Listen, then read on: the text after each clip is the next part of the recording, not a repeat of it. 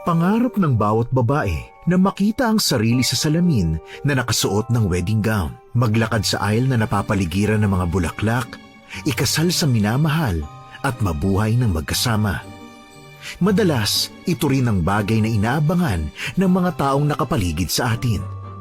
Para sa iba, ang pagpapakasal ay senyales na ikaw ay lalagay na sa tahimik at magiging masaya sa paggawa ng bagong pamilya. Ngunit hindi lahat ng kasal ay masaya. At sa maniwala kayo o sa hindi, ang pangarap kong magarbong kasal ay tinakbuhan ko lang. Meron naman akong matinding dahilan. Hukom, Your Honors, itago niyo na lang po ako sa pangalang Kaisha at ikukwento ko po sa inyo ngayon kung bakit ako tumakas sa kasal na pinapangarap ko noon.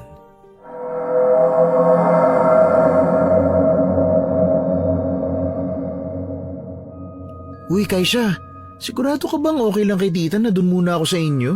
Oo naman. Bakit naman hindi? Magbabakasyon lang naman tayo rito tapos uuwi rin sa Maynila. Alam ba ni tita ang nangyari sa akin? Hindi ko sinabi, no? Pero alam mo namang walang lihim ang hindi nabubunyag sa mga kamag-anak natin. Ay, parang nahihiya ako eh. Ano ka nakahiya mo? Nagbagong buhay ka na naman, di ba? Huwag kang matakot, Donnie. Akong bahala. Oh, yan na palang bahay namin. Teka, bakit ganito dito sa lugar ninyo? Parang konti lang ang kapitbahay. Akala mo konti lang yan. Pero kapag may chismis, magkukumpulan yan. Naku, sigurado ako. Teka, bakit para yatang may ibang tao sa bahay? Mama? Ma? Oh, Kaisha, nandito ka na pala. Mama, kasama ko po si Donnie. Ano po, tita? Bakit magkasama kayo? Baka naman tinuturuan mo na ang anak ko ng pagbibisyo, ha? Naman, nagbagong buhay na po si Donnie. Huwag po kayong ganyan. Naku, ang tao, hindi magbabago kaagad yan. Lalo pa kung may bisyo. Tita naman, akala mo hindi kita tunay na tita kung manghusga ka. Nagbabagong buhay na nga po ako, promise. Promise ka dyan. Ay, teka, oo nga pala. Nandito pala si Harvey. Si Harvey? Ano pong ginagawa niya rito? Aba, di, mamamanhikan. Ha? Kanino po? Di sa'yo. Ha? Sa akin po? Hi Kaisha. Hukom, natulala na lang ako nang nakita ko si Harvey. Hindi naman ako mapanlait pero hindi ko gusto yung hilat siya ni Harvey. Basta may kung ano sa kanya na hindi ko talaga matiis eh. Kilala ko siya simula pagkabata. Malupit siya sa mga trabahador niya at malaki ang agwat ng edad namin. At bigla nagulat na lang ako sa bilis ng mga pangyayari. Ipinagkasundo na pala ako ni Mama para ikasal sa kanya nang hindi ko man lang nalalaman. Dahil sa mabait at masunurin akong anak, hindi ko kayang tumanggi sa gusto ng mama ko. Naging mabilis sa mga araw, hindi na nila ako pinabalik at pinag-resign na ako sa trabaho. Hanggang sa dumating ang kinatatakutan ko, ang makasal sa taong hindi ko pinangarap makasama habang buhay. Oh, Kaisha anak, bakit malungkot ka? Ayusin mo nga yung mukha mo. Dapat nakangiti ka. Special day mo ngayon. Ma, sorry po. Ayusin nga ninyo ang pagme-makeup sa anak ko. Pagandahin niyo siya. Ang tsaka-tsaka ng makeup sobrang simple. Dapat siya ang pinakamagandang bride na ikakasal ngayong taon. Kung hindi niyo yan ayusin ang pagme-makeup niyo, ay hindi namin kayo babayaran, ha? Ma, wag niyo naman po silang pagalitan, no? Ginagalit nila ako eh. Ayusin niyo yan, ha? Espesyal ang araw na ito para sa anak ko. Kaya wag niyong sirain. Ay, okay po madam, kayo po masusunod, kamahalan. Sungit. Ma, tama na po. Nakakahiya na eh. Anak, ilang minuto na lang. Magiging Mrs. Harvey Alarcon ka na. Ay dako, ang saya-saya. Mag-honeymoon kayo sa ibang bansa. Ang balita ko sa Paris daw. Ay, big time. Tapos ako naman, magbabakasyon din kasama ng mga kapatid mo. Ay, nako, excited na talaga ako. Ay, kasama si Mama? Makiki-honeymoon. Ma, saan naman po kayo pupunta? Nag-book ng ticket para sa amin na mapapangasawa mo. Magboborakay kami. Susuotin ko talaga ang pinakamagandang swimsuit ko. 2-piece para maglaway ang mga kano sa kaseksihan at kagandahan ng mama mo. Woohoo! Ay, ang lakas ng loob ni Mother. Fierce, Ay, teka nga. Teka nga lang, Kaisha, ha? Bakit ka ba malungkot dyan? Ma, kaya ko ba to? Kaya mo yan, anak. Naniniwala ako sa kakayahan mo. Tsaka, choosy ka pa ba? Ikaw na nga nagustuhan ng tao eh. Anak, ang edad mong 25 years old, dapat may asawa at anak na. Abay kung hindi, tatanda kang dalaga. Ma, parang hindi ko kaya eh. Ano? Anong hindi mo kaya? Kakayanin mo, Kaisha. Hoy! Makeup artist na pangbangkay ang makeup, lumabas ka nga muna dito! Kakausapin ko lang itong anak ko. Ekse-eksena ka dyan eh. Alis ka nga. Alis ka nga muna dito. Opo, Madam. Kala mo naman laki ng bayad. Che. Oh, anak. Ano ka ba naman? Ma, Ay, nako. Tarantada ka pala talaga eh. Kaya naman pala humuhulas ang makeup mo. Panay pala lang iyak-iyak mo dyan. Ma, ayoko po kasing magpakasal sa kanya. Anong ayaw mo? Aray, Ma! Ngayon ka pa aayaw kung kailan araw na ng kasal mo. Gusto mo ba talaga akong mapahiya? Kapag hindi ka tumigil dyan, sasampalin pa kita sa kabila para pumantay ang pula sa mukha mo. Ano ha? Hindi na po, aayos na po ako, Ma. Talagang umayos ka. Ay, anak, isipin mo na lang ang mangyayari kapag tapos na ang kasal. Magkakaroon ka ng maraming pera. Pera na hindi mo kinikita sa pag-aalaga ng mga mababahong pasyente. Abay anak, lumalapit na ang grasya sa'yo. Huwag mong tanggihan yun. Saka isa pa, magka-college na ang kapatid mo. 3 silang nag-aaral pa. Ikaw na lang ang natitirang pag-asa namin. Huwag kang maging makasarili, ha? Ma, mag-a-abroad na lang po ako. 1 taon na lang ng pagtatrabaho sa ospital. Pwede na po ako mag-abroad. Tanga! Matagal pa ang 1 taon. Anong gagawin mo sa amin sa 1 taon? Ha? Gugutumin? Hindi ka ba talaga nag-iisip? Ay nako, kung bata pa ako kagaya mo, ako na lang sana dyan sa posisyon mo. Kaso, napaglipasan na ako ng panahon. Ma, masyado na pong matanda ang pakakasalan ko. Mas maganda nga yun eh. Para madaling mamatay, hindi ba? Bumukas ang pinto at pumasok ang pinsan kong lalaki. Nakasuot siya ng brown na barong Tagalog. Hukom, ako yung tipo ng anak na kahit kailan hindi sinuway ang utos ng magulang. Ganoon ko kamahal ng mama ko. Unang panganay ako sa 4 na magkakapatid. Oo, lahat kami puro panganay at magkakaiba ng tatay. Yung nanay ko kasi maganda talaga nung kapanahunan niya. Pero likas na sa kanya ang mag-astang mayaman. Kung sa termino ngayon, matatawag natin siyang social climber. Laki siya sa hirap kaya ayaw niya ng ganoong buhay. Gamit ang ganda, pumatol siya sa mayayamang lalaki at nagpabuntis. Ngunit sa kasamaang palad, hindi siya pinanagutan. Tanging papa ko lang ang consistent na nagpapadala noon sa akin pero hindi niya ako makuha dahil may legal siyang pamilya.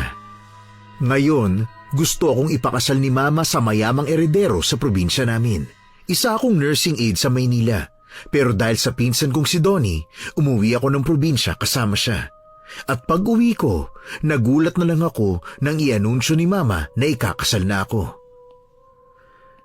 Oh, kamusta naman ang ating bride-to-be, ha? Oh, tita, Kaisha, anong nangyari sa inyo? Ay nako, Donnie, kausapin mo nga yung pinsan mo. Hindi nag-iisip eh. Bakit naman po, tita? Ay naku, ewan ko ba dyan? Baka naman naguguluhan lang ho. Kahit ako magdadalawang isip sa pakakasalan niya, itsura nun, no? Huwag ka nga ditong manigarilyo. Ano ka ba naman? Sorry po. Teka, naks naman ng tita ko, Ang ganda-ganda mo ngayon, Mas maganda ka pa sa bride, tita, ha? Ikot ka nga, tita. Woohoo! Naka-backless! Batita, baka masundan pa yung mga anak mo niyan, ha? Naku, wag mo nga ako inuuto. Teka, bakit yata amoy dahon ka na naman? Ay nako, gumagamit ka na naman ba ha? Si tita naman ng judgmental, oh. Oy, hindi ako gumagamit. Nagbagong buhay na nga ako, no? Wala na yun sa bokabularyo ko po, no? Donnie, pwede ba? Patayin mo muna yung sigarilyo mo, please. Bawal sa akin ang usok eh. Ay, sorry. Yan, pinatay ko na nga. Nakalimutan kong hindi ka nga pala pwede makaamoy ng sigarilyo. Ah, tita, hinahanap ka nga pala ni Harvey Halimaw sa labas. Anong halimaw? Baka marinig ka nun. Mukha naman po talaga siyang halimaw eh. Anong gagawin ko? Sa ayaw at sa gusto mo, magiging parte na siya ng pamilya namin. Kaya igalang mo siya ha? Parte ng pamilya ninyo, pero hindi ng pamilya ko, no? Ayaw nga pala. Wala ka nga palang pamilya. Tinakwil ka, di ba? Aroy, grabe naman si tita, oh. Diretsahan kong magsalita. Totoo naman eh. Teka muna. Bakit daw ako hinahanap? Kailangan ka na yata sa labas eh. Magsisimula na daw yung sakalan, kasalan. Ay nako, sige. Lalabas lang ako ha. Oy, Kasya, umayos ka ha? Opo, ma. Bye, tita. Konting layo kay Harvey, ha? Baka kayo magmukhang mag-ina. Oh, yan. Wala na siya, Kaisa. Ano bang nangyari, ha? Oh, bakit ka umiyak? Shhh! Hinaan mo lang. Baka marinig ka ng iba. Isipin pa nila ako nagpaiyak sa'yo. Donnie. Oh, bakit? Wala ka na bang helmet? Mukhang nauntog ka na. Hindi ko yata talaga kaya. Hindi ko kayang magpakasal sa kanya. Naku, yan na nga ba sinasabi ko eh. Nararamdaman ko talaga mangyayari to. Lakas talaga ng pakiramdam ko. Naiisip ko pa lang na siyang makakasama ko sa buhay. Nasasakal na ako. Sinabi mo na ba yan kay tita? Oo, kaya nga siya nagalit sa akin eh.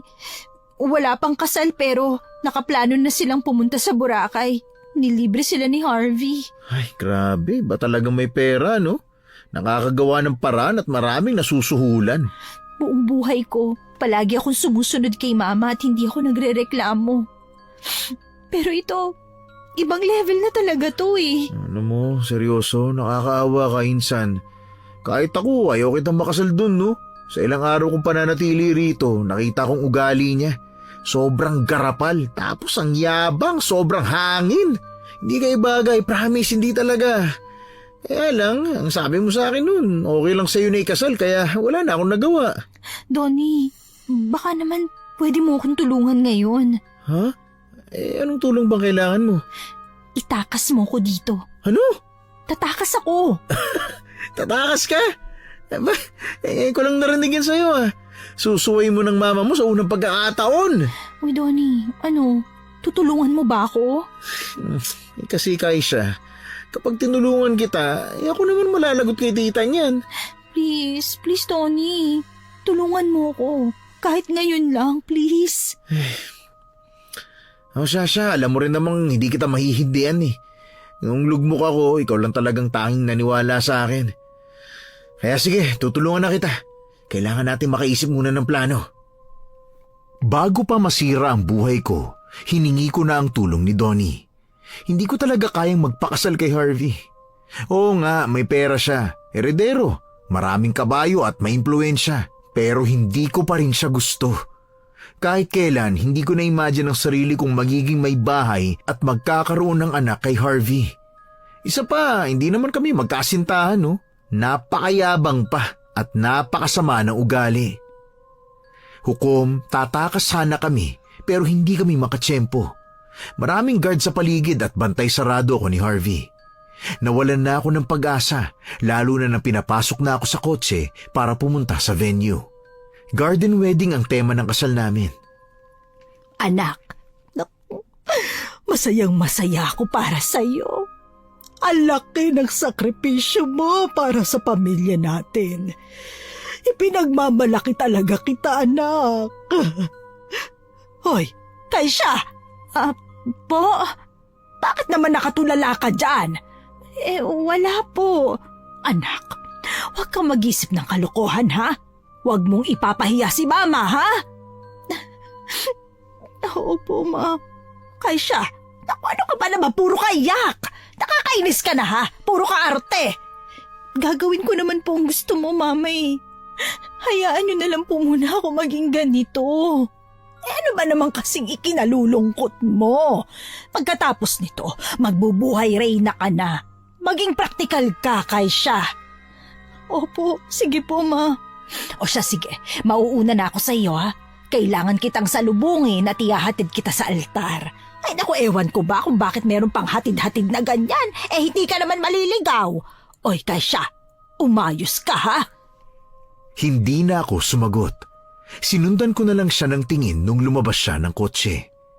Pinigilan kong umiyak noon, Hukom. Nagdadalawang isip ako kung lalabas ba ako o hindi. Pero ayaw kong suwayin ng mama ko, lalo na at ako ang inaasahan niyang aahon sa kahirapan namin na para bang responsibilidad kong silang lahat. At ako lang ang tangi nilang pag-asa. Wala naman ako nagawa kung hindi ang sumunod na lang sa plano. Para akong tinakasan ng kaluluwa at hindi ko naiintindihan ang nangyari. Ang alam ko lang, naglalakad na ako sa altar. Nakita ko ang malapad na ngisi ni Harvey habang papalapit ako sa kanya. Muli na namang nagwala ang dibdib ko kaya sinubukan kong pigilan yon. Hanggang sa pinaubaya na ako ni Mama sa kanya. Ay, ang ganda-ganda mo talaga, Kaisha. Ilang minuto na lang, magiging asawa na kita.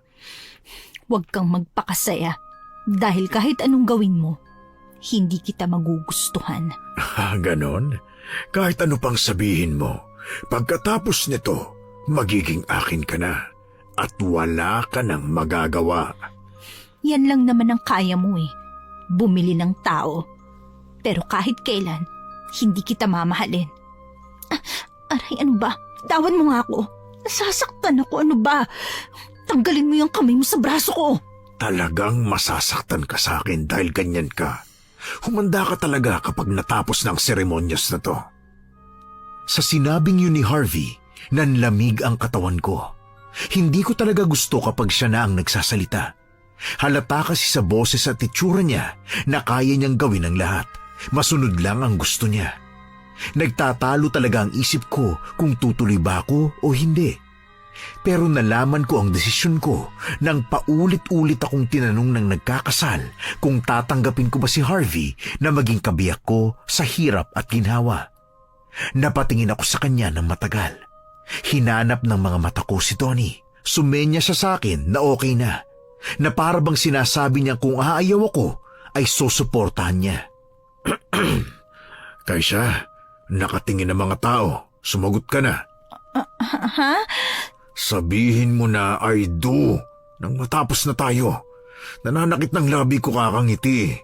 Tinan mo ang mga tao sa paligid, hinihintay ka. Anak, sumagot ka na. Kaya mo yan, anak. I do not! Ba't mo ako hinapas na bulaklak? Manigas ka! Hindi ako magpapakasal sa halimaw na kagaya mo! Kaisha, bumalik ka rito! Ay, Kaisha, anak! Ano ba, mabitiwan mo ako? Hindi ka aalis. Magpapakasal ka sa kanya. Isipin mo ang kinabukasan ng mga kapatid mo. Hindi mo ako mauuto, Ma. Pwede ba bitawan mo ako? Anak, bumalik ka rito! Kaisha, dito! Bilis-bilisan mo! Tony, tulungan mo ako!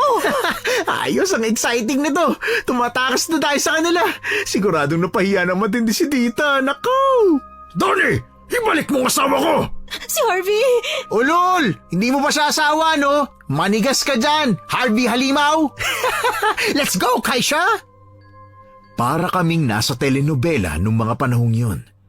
Akala ko hindi nangyayari mga ganong eksena sa totoong buhay. Pero nangyari sa akin, Hukom. Alam mo, mahal ko naman ang mama ko. Maging ang mga kapatid ko. Pero may mga bagay talaga na hindi ko pwedeng isaalang-alang para lang sa kanila. May sarili din naman akong buhay. Kaya nung araw na yon, nakipagpatintero at takbuhan kami sa mga guard ni Harvey. Hanggang sa mapunta kami sa main road.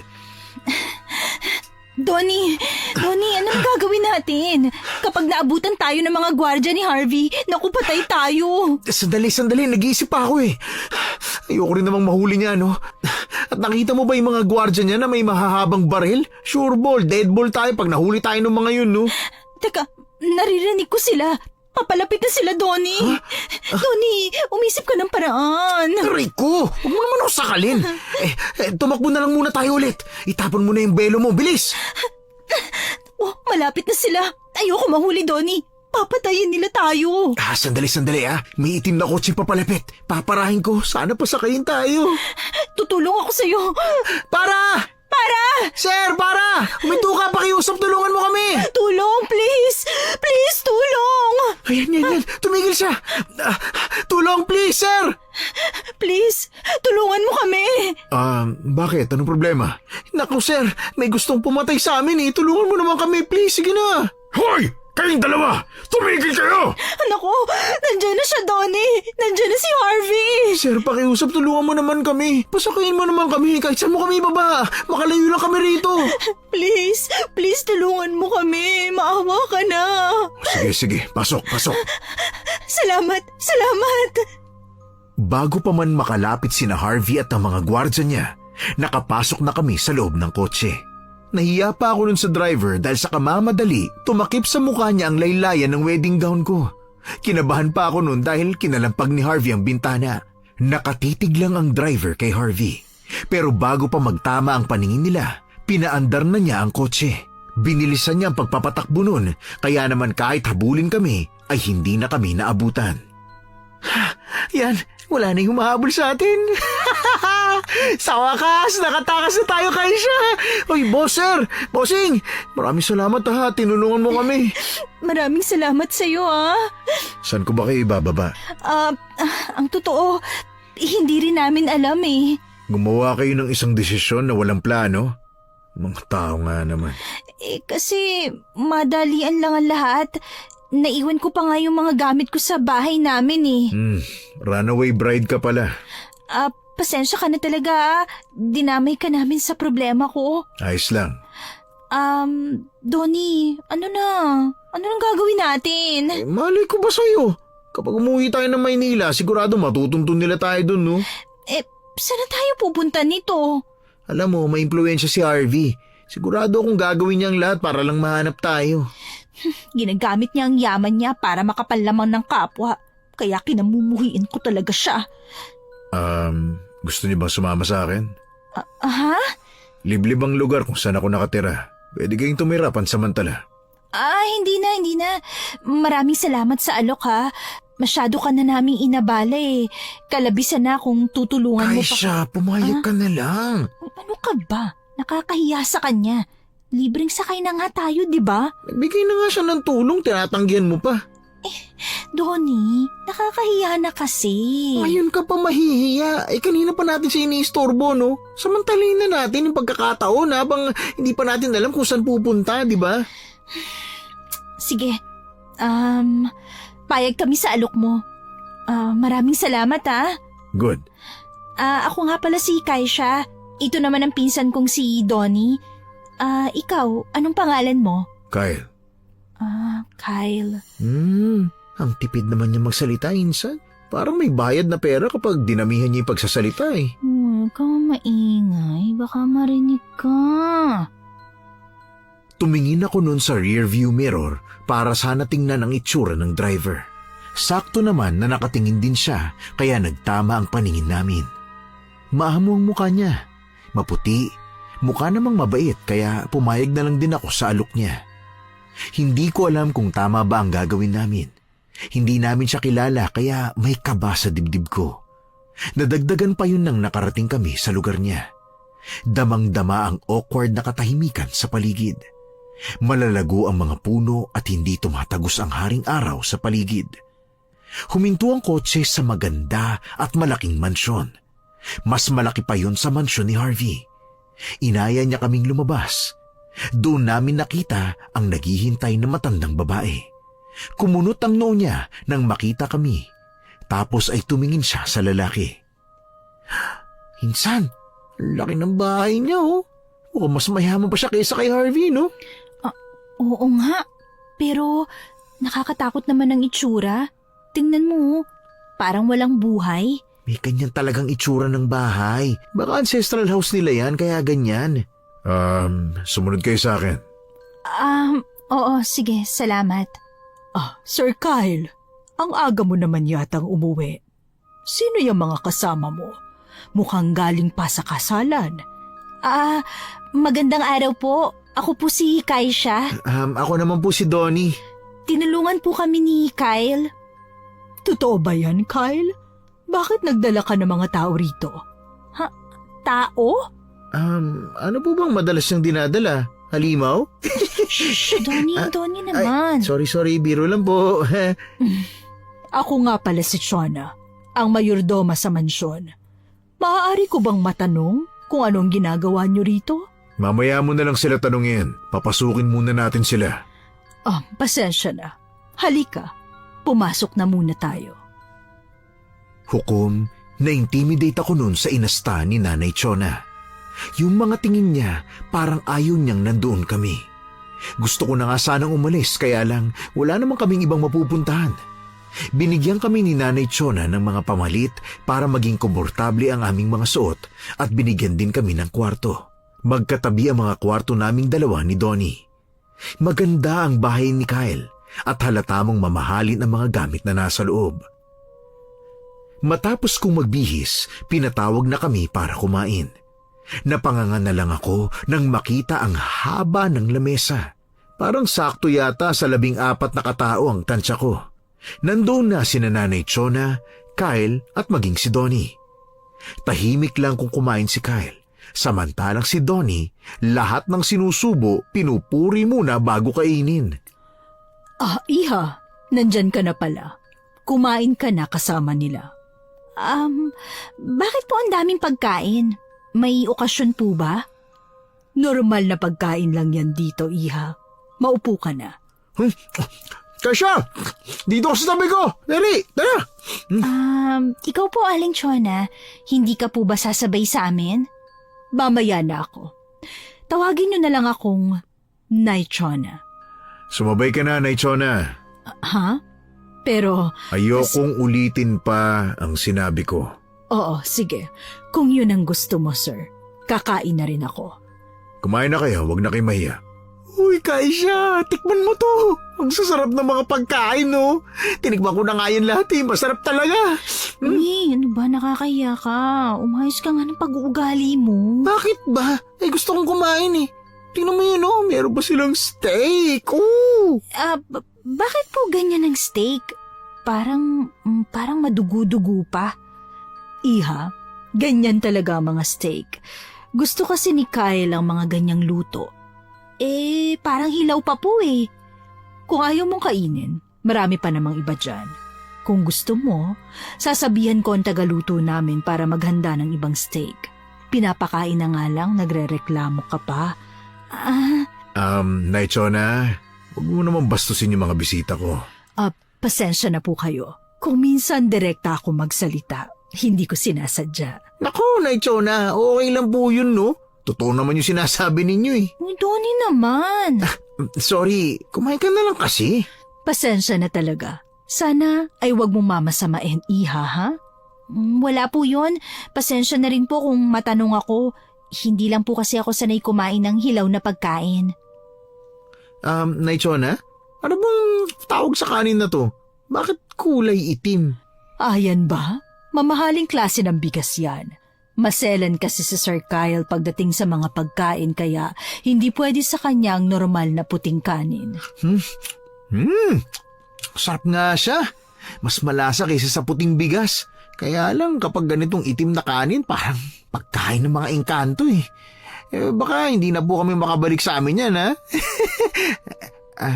Wala yata yung joke ko. Yan lang palaging sinasabi ng mga matatanda.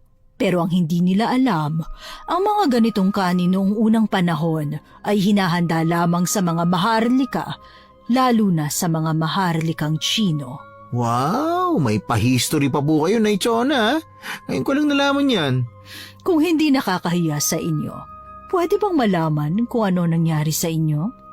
Tingin ko, Kaisha, dapat ikaw magkwento sa kanila. Tumakas po kasi ako sa kasal ko. Ha? Tumakas ka? Pero bakit naman? Yung mama ko po kasi, pinilit akong ipakasal sa mayamang eredero. Pero hindi ko po kaya tinakbuhan ko siya.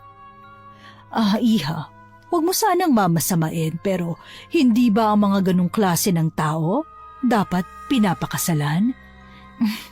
Hindi ko po kasi siya gusto. Yun lang ang dahilan mo kaya ka tumakbo? Paano pong yun lang? Yun lang ang dahilan mo? Sa nakikita ko sa'yo, hindi ka galing sa mayamang pamilya. Dapat natuwa ka sa ideyang may pakakasalan kang mayaman. Hoy, Naichona, huwag na mabuka yung ganyan. Nagsasabi lang ako ng totoo. Sa panahon ngayon, importante ang pera. Dapat hindi mo na iniisip pa kung mahal mo ang tao. Ang mahalaga, may pera ka. Yan nga po ang dahilan kung bakit ko siya tinakbuhan. Dahil hindi ko po masikmura ang ganyang pag-iisip. Oo, at kailangan natin ng pera lalo na sa panahon ngayon.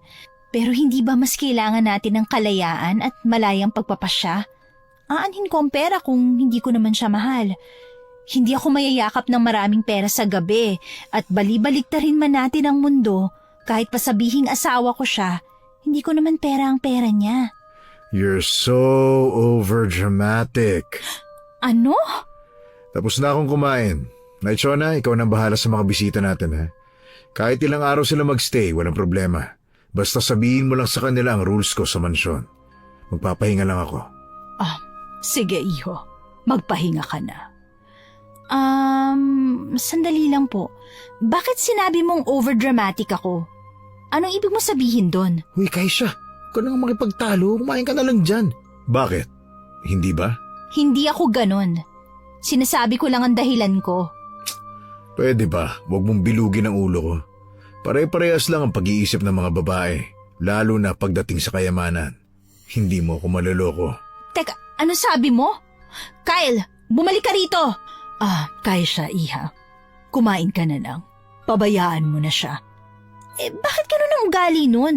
Masyadong mayabang. Para rin pala siyang si Harvey. Ano ka ba, Kaisha? Huwag ka nga magsimula ng away. Alalahanin mo siyang dahilan kung bakit tayo nakatakas sa kamay ni Harvey at sa nanay mo. Kaya huwag mo siyang awayin, pwede ba? Teka. Ano ka mo? Harvey?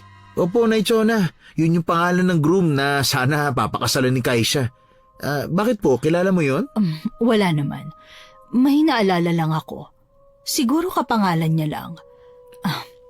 Pagpasensyahan niyo na ang alaga ko, maging ang pagtrato ko sa inyo, ha? Sa totoo lang, hindi kami sanay na meron kaming bisita. Tahimik lang na tao si Kyle at tipid lang siyang magsalita pero mabait naman yan. Mukha nga po. Meron palang rule si Kyle sa pananatili niyo rito. Una ay pagsapit ng gabi, dapat nasa loob na kayo ng kwarto. Walang lalabas. Kung may kailangan kayo, mayroong telepono sa mga guest room kung nasan kayo. I-dial nyo lang ang numerong 0 at may sasagot na para tulungan kayo. Pangalawa, may mga kwartong bawal buksan sa mansyon.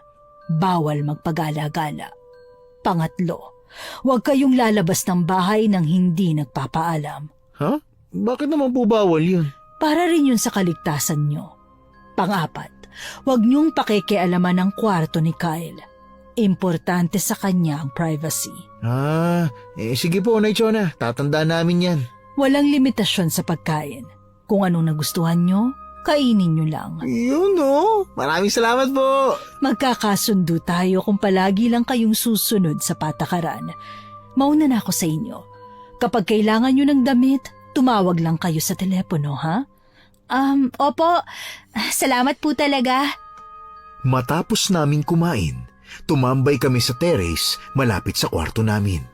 Malaki nga ang bahay, pero mararamdaman mo yung kalungkutan. Parang walang nakatirang tao. Uy, Kaisha, ano nang plano natin? Donnie, hindi tayo pwedeng magtagal dito. Nakakahiya eh. Sapa, nakita mo naman ang ugali rin ni Kyle, no? Kala ko mabait siya. Mabait naman siya. May mga ganun lang talaga na tao. Isipin mo, kung hindi siya mabait, bakit niya tayo tinulungan? Kung sa bagay, may punto ka. Pero hindi talaga tayo pwedeng magtagal dito. Saan na kaya tayo pupunta niyan? Hindi rin ako pwede magpunta sa Maynila kasi matutuntun nga tayo. Basta dapat makaisip na tayo ng paraan. Nakakahiya at baka matuntun pa tayo dito ni Harvey. Alam mo naman yung lalaking yun, maimpluwensya. Masyado siyang maraming koneksyon. Paano kung pati si Kyle madamay sa gulo, di ba? Tama ka naman. Alam mo, kinakabahan talaga ako sa ginawa natin. Dapat pala, pinag-isipan natin na maayos to eh. Akala ko rin kasi ayos lang sa akin ang lahat pero hindi ko pa talaga kaya. Hindi ko talaga siya gusto eh. Mayabang siya at akala niya makukuha niya ang lahat dahil lang sa mapera siya. Pero alam mo, Kaisa, natutuwa nga ako na meron ka ng sariling desisyon. Akala ko habang buhay ka ng hawak sa leeg ni tita eh. Hindi ko akalain na magiging ganun ang kahihinatnan ko. Kung alam ko lang, Donnie, hindi na sana ako umuwi. Nadamay ka pa tuloy. Sus, huwag mo isipin yun no. Malaki rin ang utang na loob ko sa'yo. Kahit na tinakwil ako ng sarili kong pamilya, nandyan ka para tulungan ako. Salamat insan ha. Saan mo, tutulungan kita sa kahit anong desisyon mo sa buhay. Wala yun. Saka, mas mahirap ang hiningin kong pabor sa'yo eh. Nadamay ka pa sa gulo namin. Siguradong bubugbugin ka ni Harvey kapag nahuli niya tayo, kaya hindi pwedeng mangyari yun. Hindi ko hahayaang magulpi ako no. Si Tony yata to, ang tigasin ng Maynila. Donnie, tingnan mo ang paligid oh. Kumakagat na ang dilim. Grabe, ang tahimik sa lugar na to. Alam mo ba, wala akong napansin na ibang bahay. Parang ito lang ang natatanging bahay na nakatayo rito. Oo nga no. Teka, may napansin ka ba kanina habang kumakain tayo? Bukod sa medyo hilaw yung pagkain, wala naman ako napansin kakaiba. Bakit? Yung karne na hinain sa atin, parang hindi normal na karne. Ha? Paano mo naman nasabi? Hindi ba, nag-part-time ako sa palengke noon, kaya alam ko kung anong pagkakaiba ng mga karne. At yung karne na ginamit nila, alam kong hindi yun baboy o baka eh. Hoy, seryoso ka ba?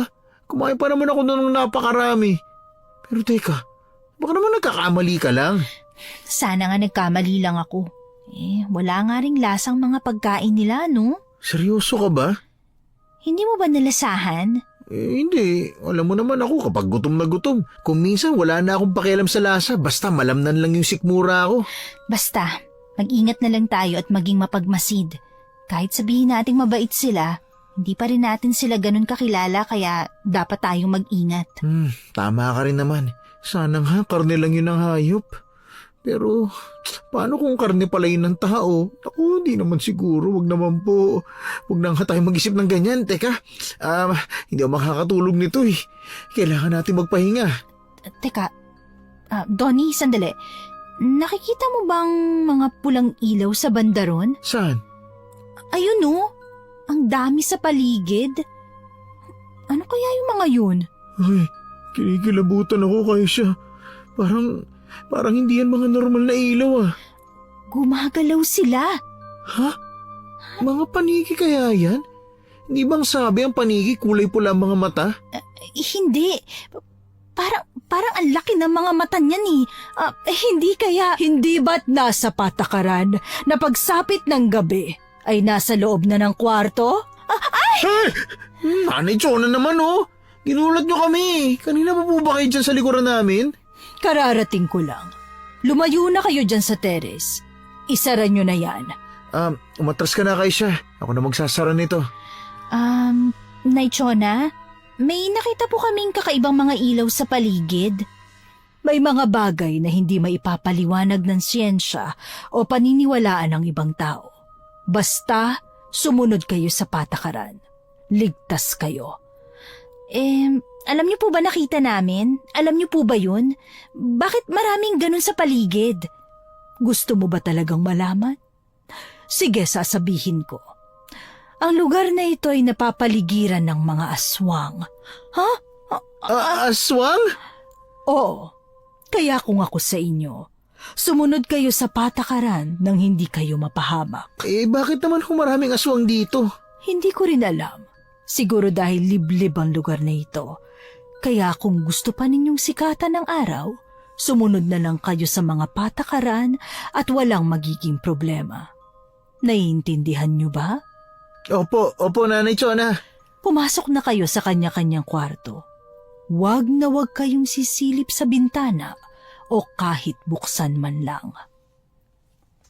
Kita ko sa mukha nun ni Nanay Chona na nainis siya sa ginawa namin.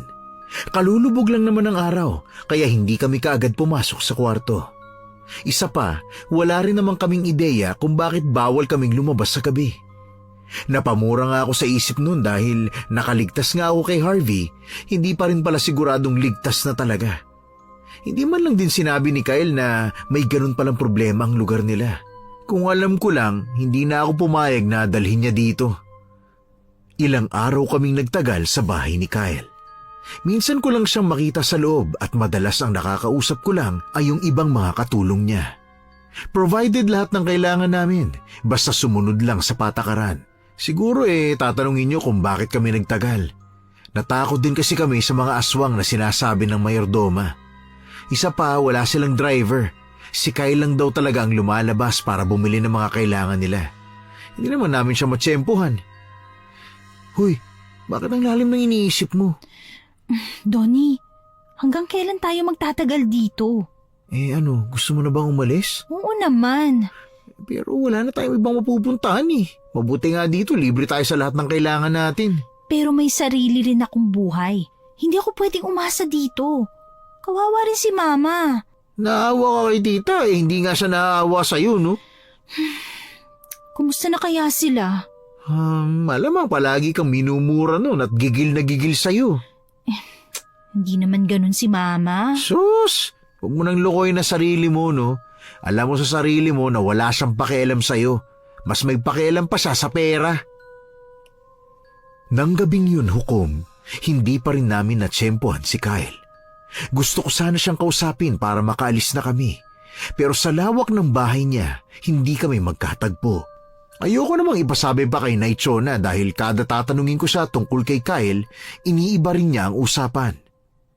Isang gabi, nanaginip ako ng masama kaya pagkagising ko, nauhaw ako.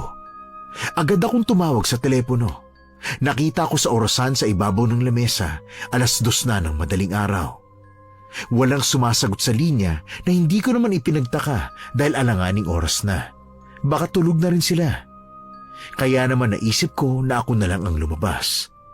Pumunta ako sa kwarto ni Donnie. Kinatok ko ang pinto. Donnie? Donnie? Gising ka pa ba? Donnie? Ano ba yun, Kaisha? Anong oras na kumakatok ka pa rin? Kasi, tumawag ako sa telepono pero walang sumasagot. Siyempre, malamang tulog ng mga yun. Kaisha naman, inaantok pa ako eh. Donnie, magpapasama sana ako eh. Sige na nga, wag na lang. Hindi, sige na, sasamahan na kita. Saan ka ba pupunta? Sa kusina sana. Wag na lang, papasok na lang ako sa loob ng kwarto. Sigurado ka ba? Oo. Okay, sige, matutulog na ulit ako. Good night. Pasensya na sa istorbo ha. Matulog ka na. Oo. Ay, nahiya na ako magpasama sa kanya. Ako na lang ang bababang mag-isa. Hindi ko kayang walang tubig. Nauuhaw ako. Teka, sandali. Kunin ko kaya muna yung flashlight sa loob ng kwarto para hindi na ako magbubukas ng ilaw. Hindi ko kasi kabisado dito eh. Kapag kasi binabangungot ako, kailangang uminom ako ng tubig. Napagdesisyonan kong ako na lang mag-isa ang pupunta. Nang makuha ko ng flashlight, bumaba na ako. Muntik pa akong maligaw sa lawak ng daan. Nang makarating ako ay dumiretso ako sa ref at kumuha ng tubig. Plano kong dalhin ng pitsel nang makarinig ako ng ungol at impit na iyak. Sinundan ko yun kaya lang nanginginig ako nang makita na may mga patak ng dugo sa sahig. Nanginginig na sinundan ko yun hanggang sa makarating ako sa ilalim ng lababo. May nakatakip na kurtina kaya unti-unti ko yung binuksan. Hindi ko magawang sumigaw nang makita ang isang babaeng nakabaluktot. May takip na tela ang kanyang bibig, duguan ng kanyang katawan at lubog ang kaliwang bahagi ng ulo na parang hinampas ng maso. Sumigaw ako pero may biglang tumakip sa bibig ko. Shh! Shh! Huwag kang maingay, Insan. Baka mahuli tayo. Donnie! Shh! Sinasabi ko na nga ba bumaba ka rin eh. Mabuti na lang sinundan kita. Donnie, may babae sa ilalim ng lababo. Babae? Bakit naman magkakaroon ng babae dyan? Hindi ko alam. Basta nakita ko may mga patak ng dugo sa sahig. Sinundan ko. Huminto yun dito sa may lababo kaya hinawi ko yung kurtina. Bakit magkakaroon ng babae dito? Sadali nga lang. Hoy! Tumilit ka nga, Insan. Bakit ganun? Saan yun nagpunta? Walang babae dito sa lababo, no? Pero nakita ko talaga, Donnie. Ay nako, sa tingin ko namamalikmata ka lang. Di ka na nga, pumasok na tayo sa kwarto. Kapag nakita na naman tayo dito ni Nay Chona, sermon na naman ang aabutin natin dun. Donnie, totoo nakita ko. Maniwala ka. Duguan siyang babae. May takip na panyo ang bibig niya tapos yung ulo niya. Kalahati ang lubog. Ay, alam mo, talo mo pa tumira ng pinagbabawal na gamot. Totoo nga kasi ang nakita ko. Nakita mo man, walang tao sa ilalim ng lababo. Pumasok na nga tayo sa kwarto. Delikado tayo rito eh. Saan na nagpunta yung babae? Huwag mo na isipin yan. Bumalik kami sa loob ng kwarto. Laking pasasalamat na lang namin na walang nagising ng gabing yon. Magdamag akong gising kakaisip sa nakita ko. Bawat kaluskos, naaalarma ako. Natatakot ako kung nasaan kami ngayon, pero hindi ko alam kung paanong tatakas. Kasi may aswang sa labas. Sa loob naman may multo. Hindi ko maiwasang isipin na baka kaya may mga multo na rito ay dahil sa sobrang laki, may mga area na hindi napupuntahan ng may-ari. Akala ko hanggang dun lang yung experience ko. May lalala pa pala. Isang gabi, nakarinig ako ng mga yabag. Mabibigat ang pagtapak sa sahig na parang hinihila ang mga paa. Hindi sana ako babangon. Pero ako kasi yung tipo ng tao na kahit natatakot ay hindi napapakali hanggat hindi nalalaman ang isang bagay. Kaya muli akong bumaba, dala ang flashlight. Napasinghap ako nang makitang may bakas na naman ng dugo sa sahig. Muli ko itong sinundan hanggang sa napadpad ako sa isang kwarto sa 3rd floor. Hindi pa ako nakakapunta sa lugar na yon. Nakaawang ang pinto kaya sumilip ako. Doon ko nakita ang nakatalikod na lalaki. Sinakmal nito ang babaeng kasama. Dinig na dinig ko ang impit na ungol ng babae at ang tunog ng pagsipsip ng lalaki hanggang sa lumagutok ang leeg. Nabitawan ko ang flashlight. Ano yung nakita ko? Bakit nasa labas ka? Shh! Kaisha, anong ginagawa mo rito? At sumisilip ka pa sa kwarto ko. Nakalimutan mo na ba yung mga patakaran? Hindi ko alam ang gagawin nang lumapit ang kamay niya sa leeg ko. Ibinalyan niya ako sa dingding kaya umarko ang likod ko sa sakit. Pinilit kong tinanggal ang kamay niya pero masyado siyang malakas. Nagulat ako nang makita ang mapupulan niyang mga mata, matutulis na pangil at maputing balat. Nakababa ang kanyang buhok na halos natakpan ang kaliwang mata. Ang kanyang tenga ay tumulis ang dulo. Inilapit niya ang bibig sa aking tenga. Doon ko nalaman na ang lalaking nakita ko ay siya. Nung una, hindi ko alam kung bakit nakakakita ako ng mga ganon. Pero sa huli ay nalaman ko rin na nakikita ko ang mga alaala o ang mga nangyayari sa mansyon. Kyle! Kaisha, bakit ba palagi kang sumusuway sa utos? Kapag sinabing patakaran, dapat sinusunod. Kyle! Bitawan mo ako. Bakit kita bibitawan? Kyle! Ano bang mahirap sa patakaran at hindi ka marunong sumunod? Ha? Gusto mo bang paluin ko pa ng maso yung ulo mo? Kyle, wag. Wag maawa ka, please. Awa? Wala ako nun. Matitigas lang talaga ang ulo niyo mga babae. Hindi talaga kayo sumusunod. Please, Kyle, bitawan mo ako. Please, sorry na. Mabango ang amoy ng dugo mo. Hindi katulad sa mga nakilala ko. Sabihin mo nga sa akin, Meron ka bang hindi sinasabi sa akin tungkol sa pagkatao mo? Bitawan mo ko, pwede ba? Kaya ka siguro gustong makuha ni Harvey ay dahil sa mabangong amoy ng dugo mo. Anong ibig mong sabihin? Pumasok ka na sa kwarto mo. Sandali lang. Paano mo nakilala si Harvey? At bakit kulay pula ang mga mata mo? Bakit may halimaw sa loob ng kwarto mo? Halimaw sa loob ng kwarto ko? Nakita ko siya. Sinakmal niya ang leeg ng babae. Walang halimaw sa loob ng kwarto ko, Kaisha. Maliban sa akin. Kung ganon, ikaw ang halimaw? Wala nang iba.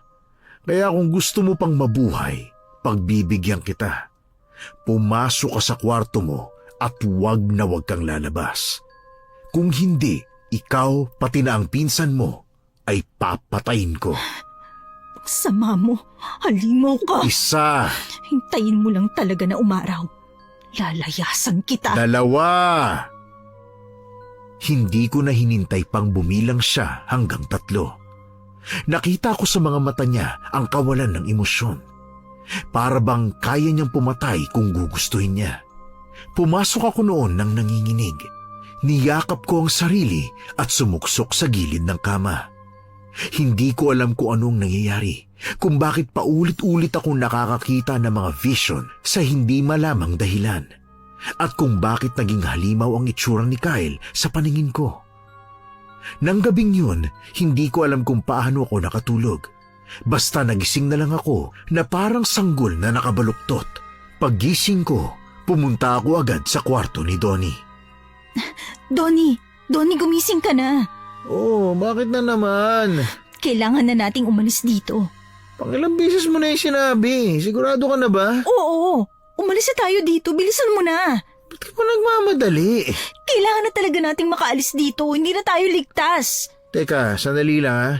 Hindi tayo pwedeng umalis kagad dito, no? At saka, ano bang pinagsasasabi mo? Ang aga-aga mo naman mag-isip ng kung ano-ano? Hindi ako nag-iisip ng kung ano-ano, Donnie. Kailangan na nating umalis dito. Hindi rin tayo ligtas sa labas. Hindi ba may mga aswang doon? Donnie, huwag ka nang maniniwala sa mga sinasabi nila. Sa tingin ko gawa-gawa lang nila yun para hindi tayo umalis dito. Para ma-stuck tayo at maging biktima nila. Ano ba sinasabi mo? Hindi kita maintindihan. Kitang-kita ng dalawang mata ko. Halimaw si Kyle. Ha? Totoo ba yan? Hindi ako nagbibiro. Nakita ko talaga na halimaw siya. Umalis na tayo, Donnie. Maniwala ka naman sa akin, oh. Naniniwala naman ako sa'yo. Pero saan naman tayo pupunta? Mahirap umalis nang walang plano. Kahit saan. Basta wag lang dito. Hindi natin masisiguro ang kaligtasan natin dito. Isa pa, nakausap ko si Kyle kagabi. Kilala niya si Harvey. Ha? Paano nangyari yun? Hindi ko rin alam eh. Paano kung isumbong niya tayo kay Harvey? Pwede niyang gawin yun. Pero kung totoo yung sinasabi mo, matagal na sana niyang ginawa. Hindi naman siguro tayo aabot ng ganito katagal kung balak niya tayong isumbong. Baka humahanap lang siya ng pagkakataon. O baka may masama siyang plano. Baka pwede ring kidnap for ransom. Kidnap for ransom? Parang mas mayaman pa nga si Kyle kaysa kay Harvey. Huwag na nating pagtalunan yan. Basta kailangan nating makaalis dito. Ay nako, Kaisha. Kung hindi lang talaga kita pinsan nako. Sandali nga lang. Bago tayo umalis, dapat meron tayong panlaban. Maghanap ka nga ng mga bagay na pwede mong ipandepensa at bag na pwede nating magamit. Oo, sige. Magkita tayo sa garden. Siguraduhin mong walang makakapansin o makakahalata sa kilos mo, ha? Oo, sige. Kita tayo mamaya. Agad akong pumasok sa kwarto at naghalughog ng mga bagay na pwede naming magamit. Sa isang closet, nakakita ako ng mga damit at isang bag. Kinuha ko ang bag at naghanap ng pwedeng magamit. Wala akong ibang nakita kundi ang isang mahabang screwdriver. Hindi ko rin alam kung bakit may ganun sa loob ng kwarto. Naiwan ko pa ang flashlight kagabi. Sabay kami ni Donnie na lumabas at tumakbo papalayo sa mansyon. Alam mo bang daan dito, Insan? Hindi ko rin alam eh. Basta ang mahalaga makaalis tayo. Saan na lang hindi tayo mapahamak sa ginagawa natin. Ako kinakabahan ako eh. Donnie, pasensya ka na kung dinamay kita ha. Hindi, ayos lang, ano ka ba? Kesa naman, iwan mo ako. Sandali lang ha. Huminto lang tayo, saglit lang. Oh, ano yung ginagawa mo? Kumukuha ako ng mga bato. Ilalagay ko to sa bulsa ko. Bato? Bakit? Anong gagawin mo dyan? Nakakita ako ng tirador sa kwarto. Yun lang yung pandepensa na nadala ko eh. Nakakapagtaka mansyon na yun, no? Sipin mo, walang kutsilyo, bawang, wasin sa kusina. Hindi ba nakakapagtaka talaga? Ang sabi ni Naichona, may mga aswang sa paligid. Pero bakit wala sila mga pangontra sa loob ng bahay? Iwan ko pero hindi kaya aswang din sila? Teka, ano yun? Bakit? May naririnig akong kaluskos. Ano yun? Parang aswang yun ah. Oo nga, may aswang yata sa paligid natin. Ibig sabihin, totoo ngang may aswang dito. Ha! Kaisha! Umilag ka! Napaligiran kami sa paligid. Pero ang nakapagtataka, mga tao lang naman ang itsura nila. Hindi kagaya ng mga aswang na nilalarawan sa akin ng mama ko. Karaniwang tao lang sila na may mahahaba at matutulis na pangil, mapupulang mga mata at matutulis din ang mga kuko. Agad kong naalala si Kyle. Ganun din ang itsura niya nang makita ko kagabi.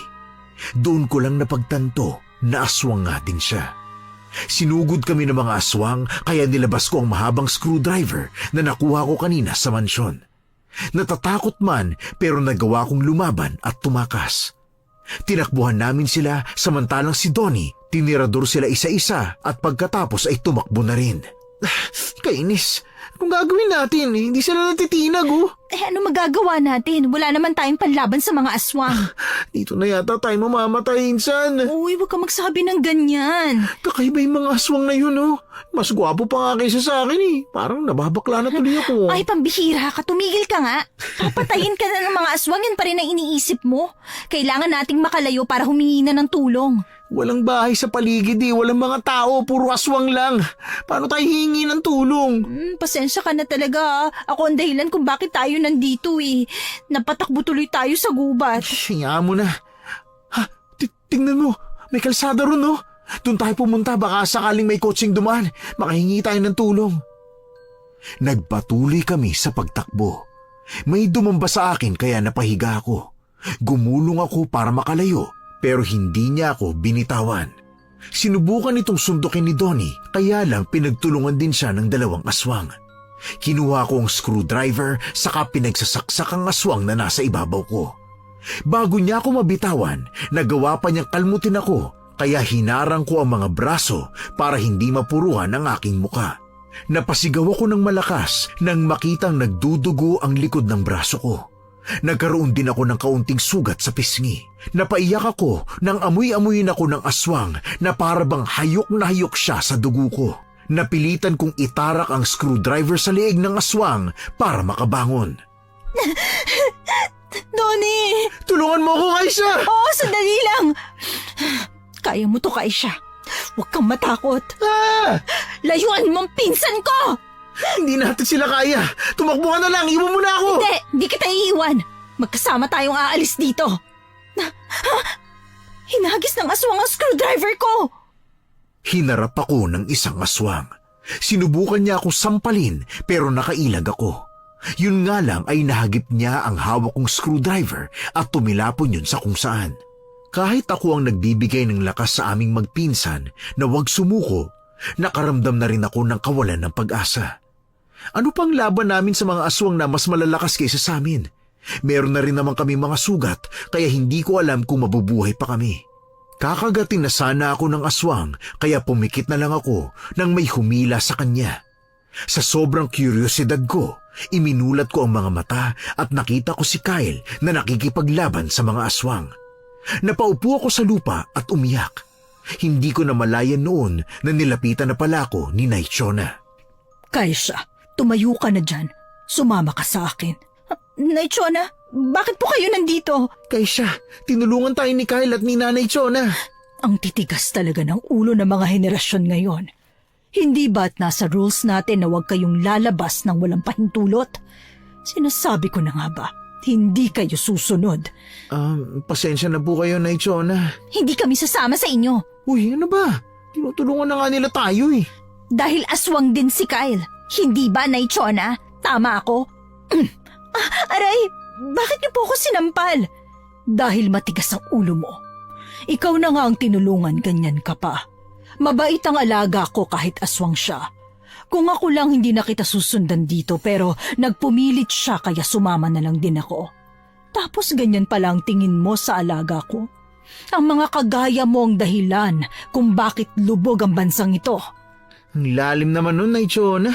Pagpasensya mo na po kung sumuwi kami, ha? Tatayo ka ba dyan o hihintayin mong mapatay ka ng ibang aswang?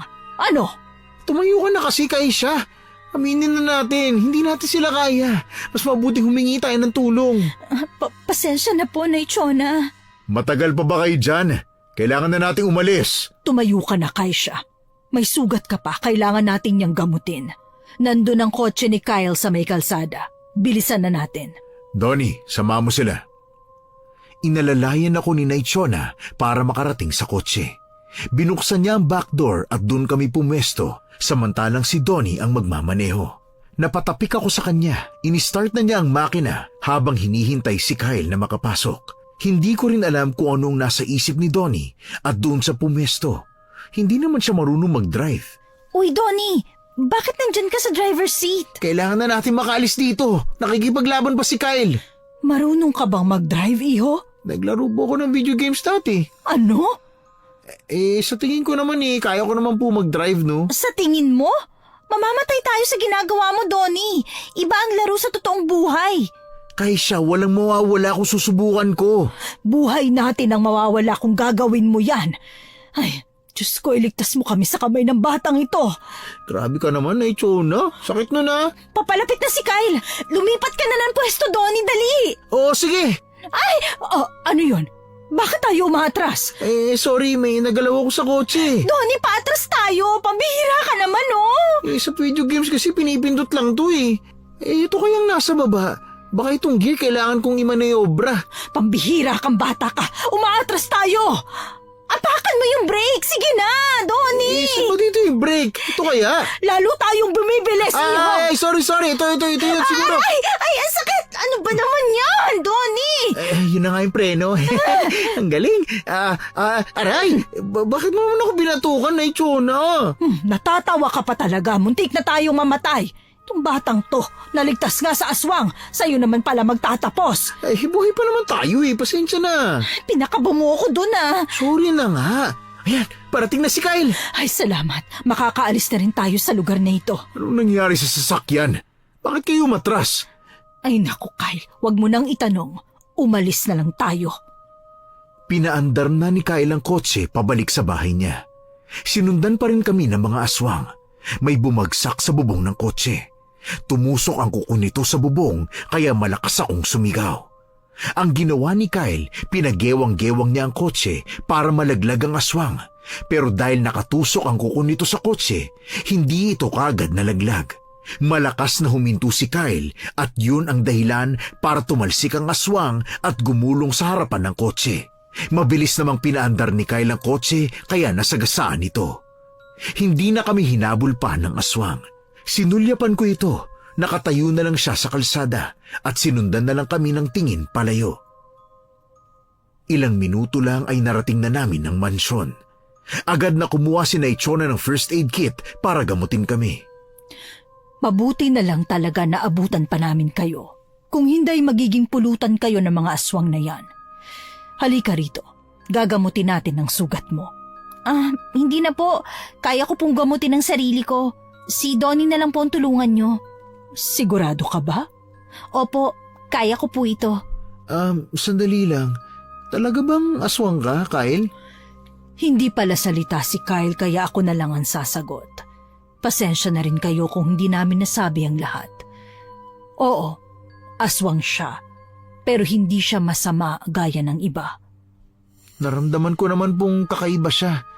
Alam niyo po kasi marunong akong makiramdam at nararamdaman ko namang hindi niya kami sasaktan. Yun nga lang, nadala lang talaga ako rito kay Kaisha Oo na, kasalanan ko. Aray, ang sakit ng mga kalmot ng aswang. Naichona, aswang ka rin po ba? Hindi. Talaga? Hindi halata Gusto mo bang gamutin kita?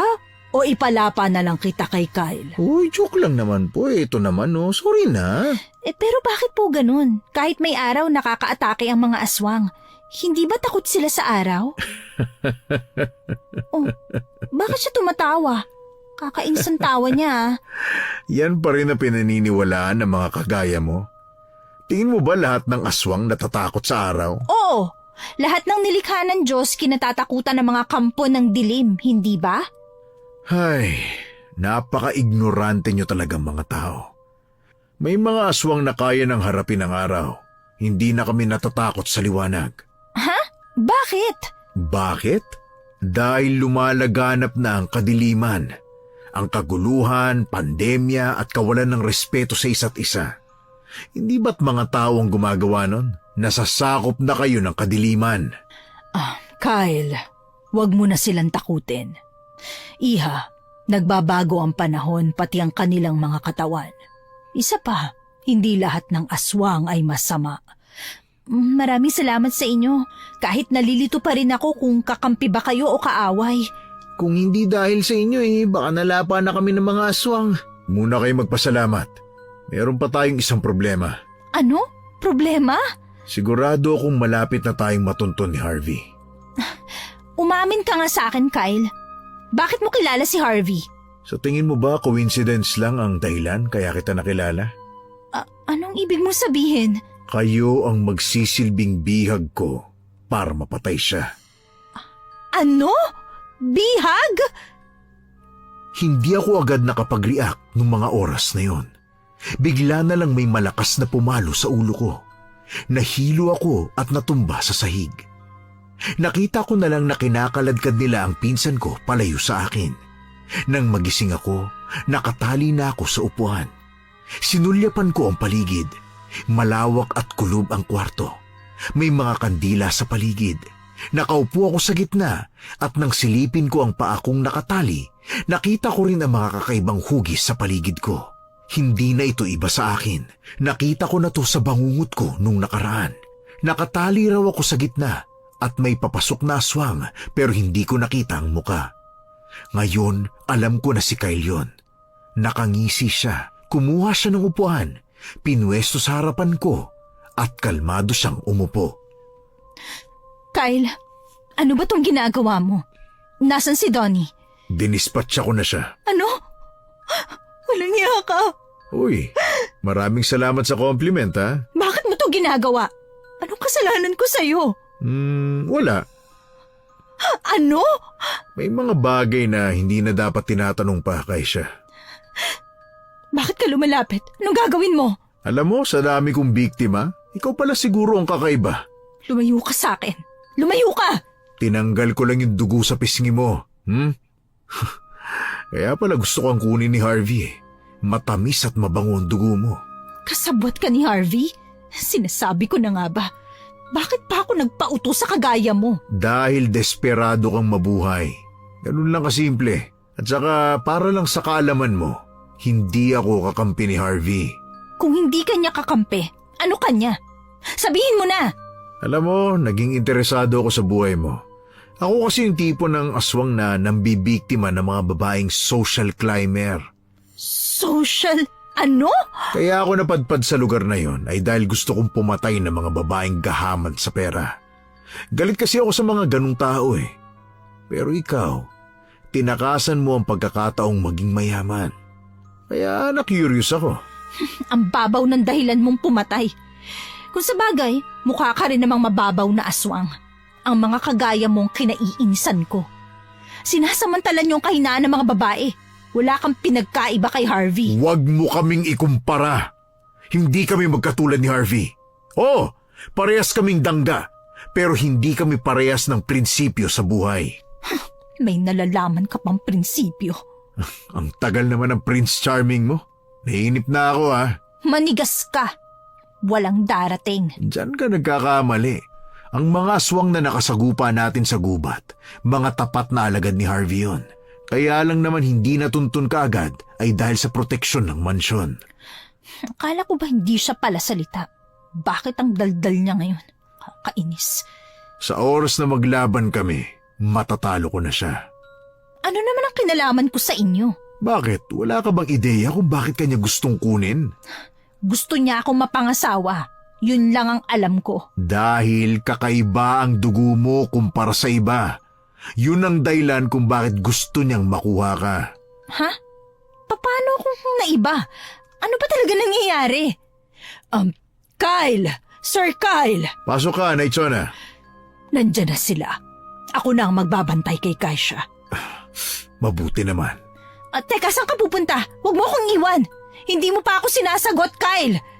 Mas makabubuti sa'yo na hindi na lang mag-ingay, Kaisha. Chona, bakit mo to ginagawa para sa kanya? Pamilya na ang turing ko sa kanya, Iha. Niligtas niya ang buhay ko. Kaya ayos lang sa'yo na pumatay na lang siya? Darating ang araw na maiintindihan mo rin ako. Kahit kailan hindi ko maiintindihan kung hindi mo ipapaliwanag. Saka nasa ng pinsan ko? Nasa maayos siyang kalagayan. Hindi ako naniniwala. Makinig ka sa akin, Kaisha. Hindi masama ang alaga ko. May mga bagay lang na kailangan niyang gawin. Isa pa, si Harvey ang dahilan kung bakit siya naging masama. Hinawahan siya ng pagiging aswang ni Harvey at pinatay nito ang kanyang kasintahan. Sa tingin ko, ito ang naiisip niyang paraan para makapaghiganti. Po? Hindi na ako nasagot ni Naichona dahil nakarinig kami ng mga putok ng baril at dagundong sa itaas. Doon ko lang nalaman na nasa basement pala kami.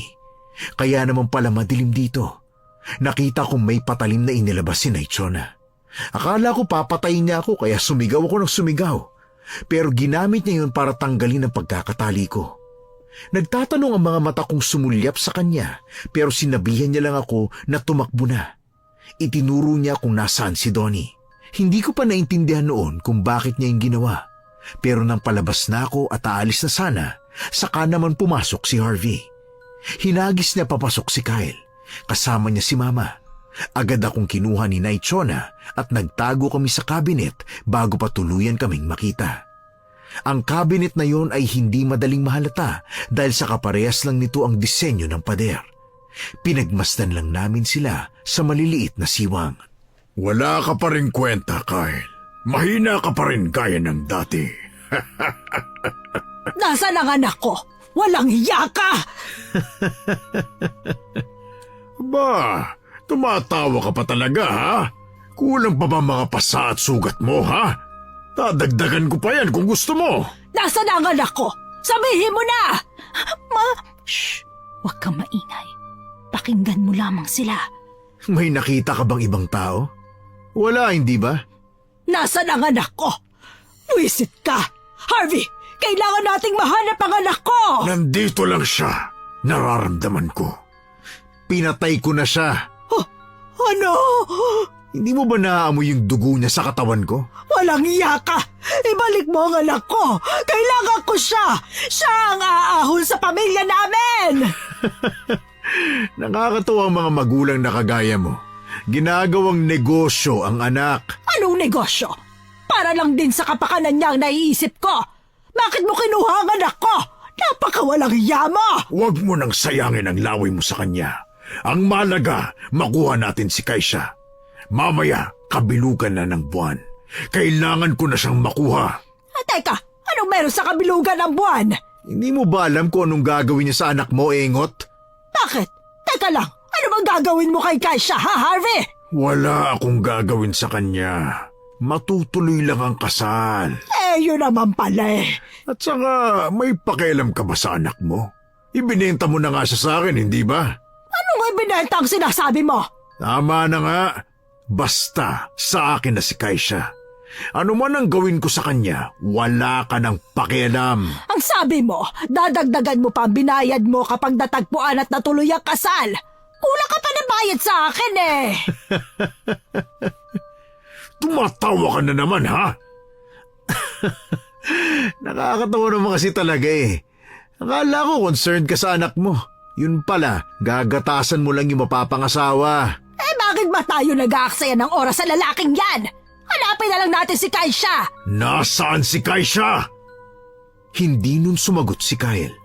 Tinawanan lang niya si Harvey. Nang makita naming sinuntok siya ng paulit-ulit at papatayin na siya, saka kami lumabas sa kabinet. Lumapit si Chona kay Kyle samantalang ako ay humarang.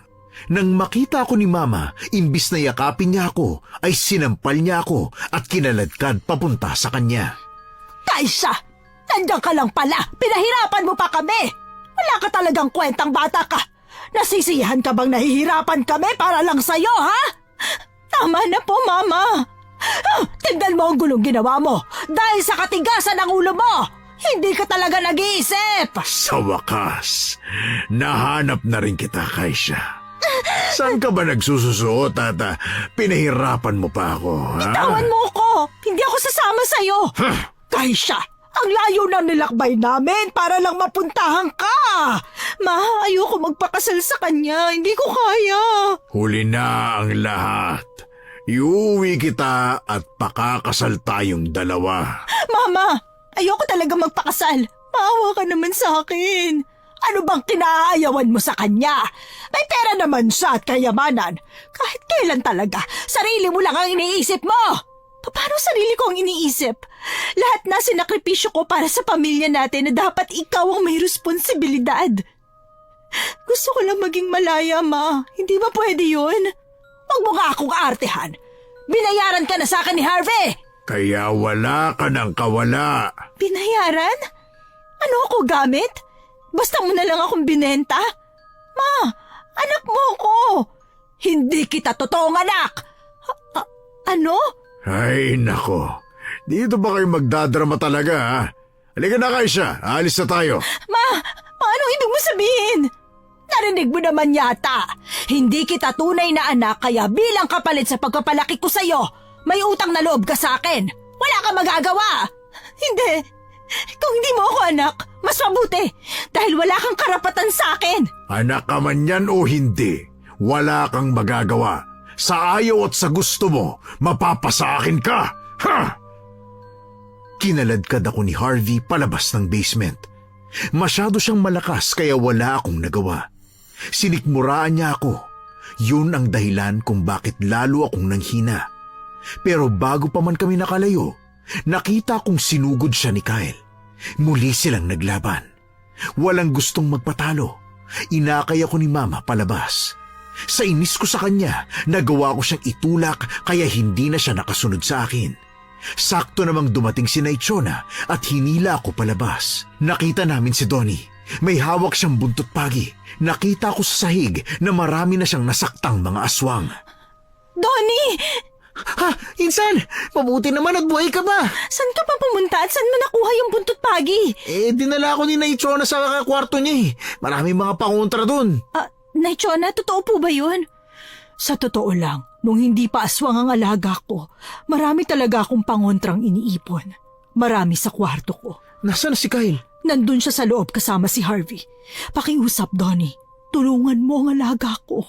Huwag po kayong mag-alala, Chona. Ako na pong bahala. Ito nga palang supot ng asin, bawang at holy water. Gamitin ninyo. Kailangan ko nang pumasok. Teka, Donnie, saan ka pupunta? Di tutulungan si Kyle. Napatumba ko na yung mga aswang dito eh. Ang iba nga nakatakas eh. Sasama ako. Ano ka ba naman, Iha? Makakagulo ka lang sa kanila ron. Pero ayoko po silang iwan, Chona. Kaisa, huwag ka na nga makulit. Kaysa pareho-pareho tayong mapahamak dito, no? Kaisa! Kaisa! Nasaan ka na ba? Ay, si tita yun ah. Bakit nandito siya? Sumama siya kay Harvey. Naku po, natunto na pala tayo ng mga yun. Ay, Donnie! Ikaw na bata ka. Bakit ngayon ka lang dumating? Umalis na tayo rito! Dali na! Tita, hindi po ako pwedeng umalis na. Tutulungan ko pa si Kyle eh. Bakit mo tutulungan ang lalaking yon? Dapat lang siyang mapatay ni Harvey! Hindi ko napigilan si Chona nang hablutin niya si Mama para sa bunutan. Naglaban silang dalawa na parabang sila ang totoong magkaaway.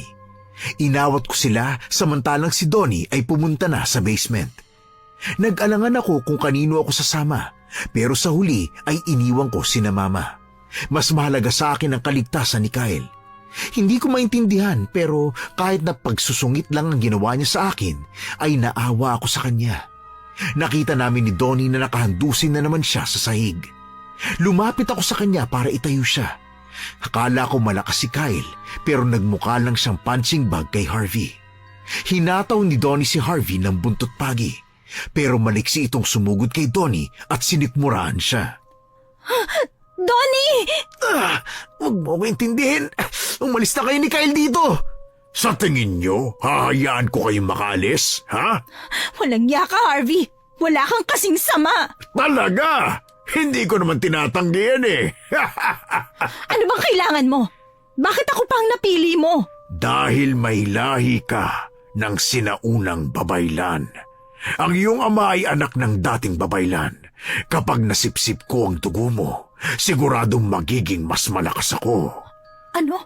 Ibig sabihin, ano ba meron sa dugo ko? Basta, siguradong mas lalakas ako kapag nasipsip ko na yan. Kung ganun, napapalakas ka pala ng dugong ito. Alam mo, wala pa sa plano ko dapat ang sabihin sa ito eh. Kaya lang pinipilit mo ako. Plano kong magkaanak muna sa'yo bago ko sipsipin ang dugo at patayin ka. Mabuti na lang at mukhang pera yung nanay mo. Kaunting halaga lang eh, nadala na siya. Si Mama, alam ba niyang plano mo? Oo naman. At pumayag siya? Siyempre, sinabi naman niya sa'yo na hindi ka niya tunay na anak, di ba? Mawalang iya kayo! Lumapit ka nga rito, Kaisha. Kung ayaw mong tuluyan kung patayin sina Donnie at Kyle sa harapan mo. Bakit ka ba galit kay Kyle? Hindi naman ako galit sa kanya. Siya ang galit sa akin. Tama ba ako, Kyle? Tumahimik ka! Oo, tingnan mo. Galit na galit siya. Rawr! Kyle naman, niligtas na nga kita sa pagiging mahinang tao eh. Kahit pala naging aswang ka, mahina ka pa rin. Ikaw palang may kasalanan kung bakit siya naging aswang? Sos, binigyan ko lang siya ng pabor. Mamamatay na siya noon eh. Ang hiling ng nobya niya, tulungan ko siya kapalit ng pagsama niya sa akin. Ngayon ko lang sasabihin sa ito, Kyle ha. Hindi ka iniwan ng nobya mo para sa kayamanan. Iniwan ka niya dahil may kasunduan kaming ililigtas ka kapalit ng kalayaan niya. Ang sama mo, Harvey! Huwag mong mapapanggit yan. Hindi kita mapapatawad. Nilinlang mo siya at pinatay. Tama lang talaga ang desisyon kong hindi ka pakasalan. Masama ang ugali mo, Harvey. Oo na! Narinig ko na yan eh, paulit-ulit na lang. Salamat sa papuri ha. Kaya ngayon, Kaisha, kung ayaw mong mamatay sa kamay ko ang lampang Kyle na yan, lumapit ka na rito at umuwi na tayo. Tingin ba ninyo kasangkapan lang ako na pwedeng ibigay? Tao ako. May sarili dapat akong pagpapasya para sa sarili ko. Ako ang magdidesisyon sa sarili kong buhay! Ah! Sinabuyan ko ng asin si Harvey. Walang humpay ko yung ginawa hanggang sa mapatras siya. Binuhay ko ang kalmot sa akin ng aswang sa pamamagitan din ng pagkalmot sa sarili ko. At nang dumugo yun ay pinasipsip ko yun kay Kyle. Naisip ko lang na kung gagana kay Harvey ay baka gumana rin kay Kyle. Napansin ko na lang na tila nabuhayan si Kyle at muli siyang sumugod. Sinundan naman siya ni Donnie. Muli silang naglaban.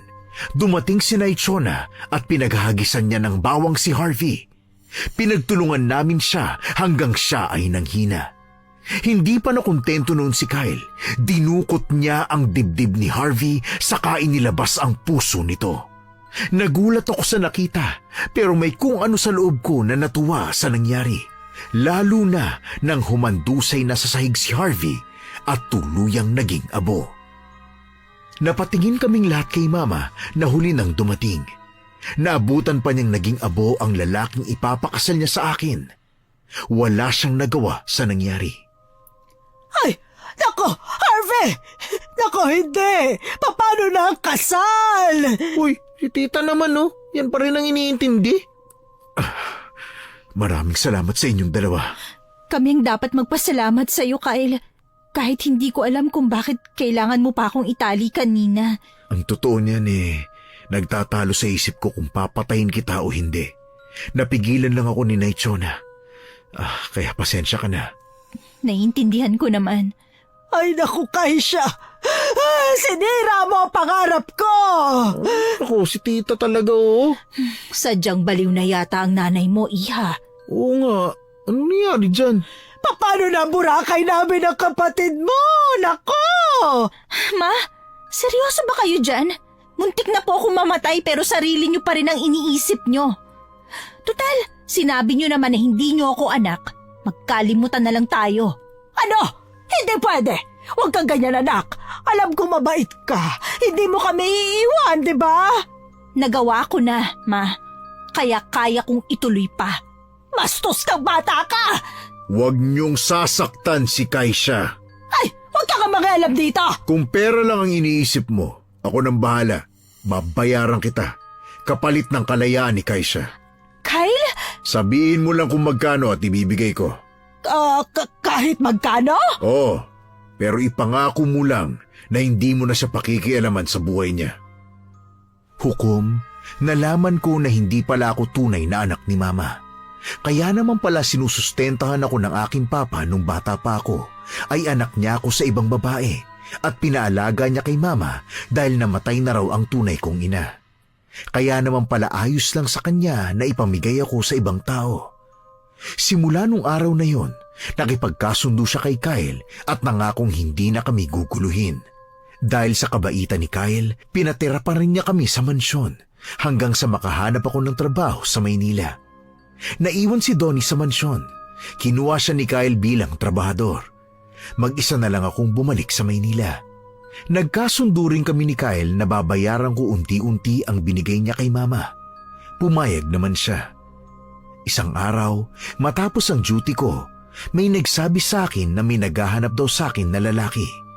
Nagmadali akong lumabas para tingnan kung sino. Nakita ko si Kyle na nag-aabang sa gate, nakasandal sa kotse at may dalang bulaklak. Kyle? Ikaw ba yan? Oo. Anong meron? Bakit nandito ka? Flowers. Ha? Flowers. May nagalok na bata sa akin eh. Binibenta niya. Nahiya naman akong tumanggi. Ito sa'yo na lang. Kung ayaw mo, tatapon ko na lang to. Hindi. Sayang naman. Akin na lang. Thank you. Sige, pasok ka na. Umuwi na tayo. Ha? Hindi ba may pangako ka kay Donnie na uuwi ka sa mansyon para magbakasyon? Oo nga, pero bukas pa ako uuwi. Bakit hindi na lang ngayon? Pagod pa ako at saka mag-iempake pa ako ng gamit. Okay, sige. Ihatid na lang kita sa apartment mo. Kyle, bakit mo ba to ginagawa? Hindi ba obvious? Obvious ang alin. Alam mong mahina ako sa ganito eh. Isang beses ko lang itong tatanungin ha, kaya makinig ka. Ano ba kasi yun? Kaisha, pwede ba kitang ligawan? Ha? Hindi ko na uulitin. Sumagot ka na lang, oo o hindi. Kapag hindi, tatanggapin ko naman eh. Teka, ang bilis naman yata. Baka naman pwedeng maghinay-hinay lang tayo. Hindi ko naman sinabing sumagot ka na. Hintayin ko na lang. May kalayaan kang mamili. Ang lalim naman ng salitang may kalayaan. Bakit mo ba ako nagustuhan, Kyle? Baka dahil lang sa dugo ko. Wala akong masamang intensyon sa'yo. Ang totoo, hindi ko rin alam kung bakit nagustuhan kita. Dapat ba mayroong dahilan? Pwede namang wala. Sige na, alis na tayo. Pumasok ka na. Ang dami ko nang nasabi. Kapag sa'yo talaga, nawawala ako sa karakter ko eh. Maraming salamat, Kyle. Hinintay ni Kyle ang desisyon ko. Ilang buwan lang, sinagot ko na siya.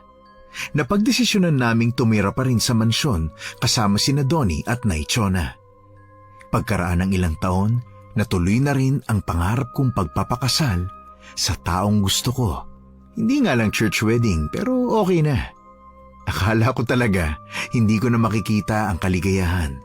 Mabuti na lang dumating si Kyle sa buhay ko. Hindi kami sweet gaya ng iba pero pinaparamdam namin araw-araw ang respeto at pagpapahalaga sa isa't isa. Wala na akong balita kay Mama at sa mga kapatid ko. Hanggang ngayon kasi, naaalala ko ang ginawa niya. Pero napatawad ko naman na siya. Kahit ganun siya, mahal ko pa rin sila.